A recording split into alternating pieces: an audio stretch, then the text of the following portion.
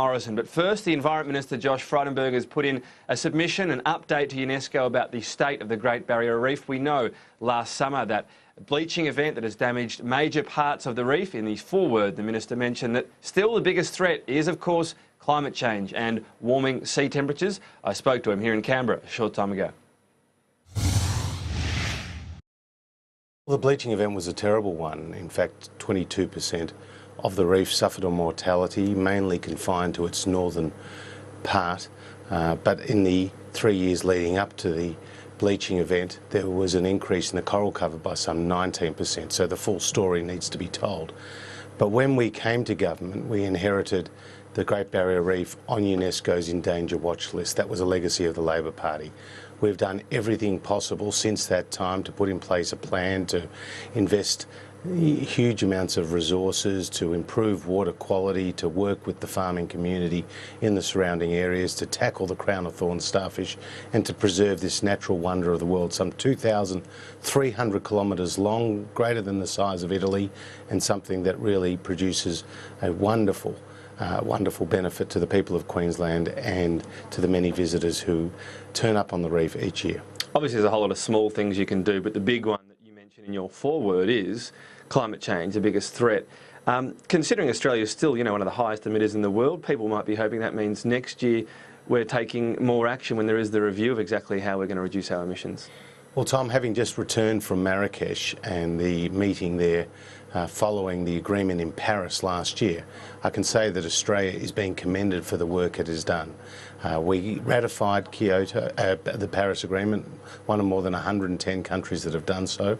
We've adopted targets which are 26 to 28% reducing our emissions by 2030 on our 2005 levels. On a per capita basis, that's more than 50%. We played a lead role in some of the agreements, for example, around the phasing out of hydrofluorocarbons, which is equivalent to more than a year and a half's worth of the world's total emissions. So we're doing a lot in a lot of areas, and we're working with partners like Indonesia to prevent deforestation, which is obviously another source of global emissions. Thinking of the reef, is it a concern what Donald Trump's had to say about pulling out of the Paris Agreement? Is that the sort of thing that keeps you awake at night when you think of the Great Barrier Reef?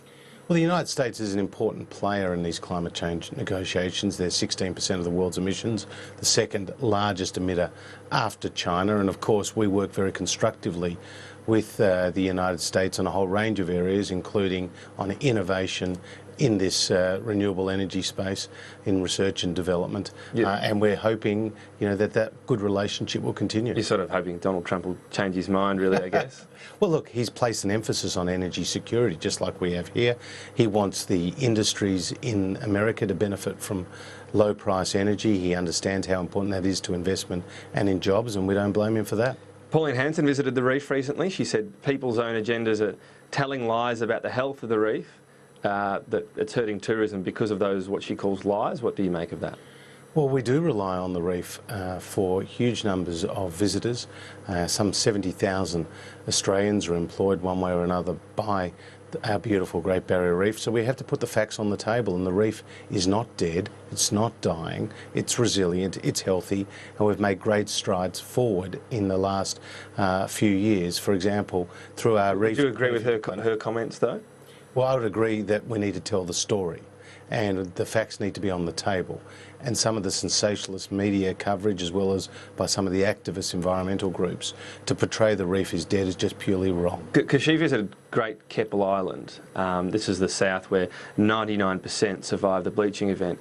To the far north, as you know, 67% of the coral there didn't survive. It's died since that event. So, her visiting this area in the south is not exactly, you talk about the full story. That's not the full story either, is it? Well, the full story is to talk about the reef as a whole. And the reef as a whole is resilient. We've succeeded in reducing the sediment runoff into the reef, reducing the pesticides and the herbicides that make their way into the reef, given that the increased nutrients in the water, Tom, help spawn the crown of thorns starfish. And the crown of thorns starfish is a natural predator to the reef and a really big problem for the reef. So we're doing a lot of things in a lot of areas. The reef is strong, and Pauline Hanson and the government and many others are trying to tell that full story. But that full story isn't exactly going to the south and saying it's all tickety-boo, is it? Well, you can go to lots of different places along the reef and see how beautiful it is. Okay, I'll take that as a maybe not quite agree, but if we can move on as well to the deal on the backpacker tax, $100 million for Landcare. What are the details on that? How's it going to be spent? Well, we've given an enormous amount of money to Landcare over the years and continue to do so. This is a community-based program. This is an integrated approach to environmental management, working with farmers. So that new money will be made available to Landcare to continue the good work that's been done. No specific details though about, it's a big whack of extra money. Is it to be decided about exactly how you do that? As the Treasurer said, we'll be working through the budget process, but this is a good story for the environment and good story for local community groups who care about better environmental outcomes for the land. Obviously there was a lot of wrangling to get this done in the Senate. The $100 million, as I said, to Landcare, reducing the amount of super. The budget's going to be $160 million worse off basically because of this deal. Is it all just about meaning that you didn't have to do a deal that went to Labor's tax rate of 13%? Well, quite the contrary. We're going to get out of this deal on the backpacker tax more than $500 million over the forward estimates. What we're going to see is a 15% rate, which avoids the sham that the Labor Party were proposing, where they wanted to tax backpackers at a lower rate than a Tongan or a Pacific Islander who was coming to pick fruit in Australia. Now, the key point here is that it's about 70% or a little more than 70% of which we initially intended to be the revenue from the backpacker Just tax. on the tax rate though, because this was a big argument and Malcolm Turnbull spoke about rich white kids being taxed less. If you look at the deal, because it also includes giving more super back to these backpackers or the so-called rich white kids, now that's going to be about 3% of their pay. The tax rate's about 2% worse off. So they're actually better off under this deal, or about the same, than they would have under 13% and only getting 5% of their super. So that argument's not accurate. Well, this question was put to the Treasurer and the Prime Minister and the Finance Minister yesterday, and they made it very clear that having a 15% tax was the best position to have. It's rather than having it at 13%, and we're going to see significant improvements to the budget bottom line as a result. The farmers are happy.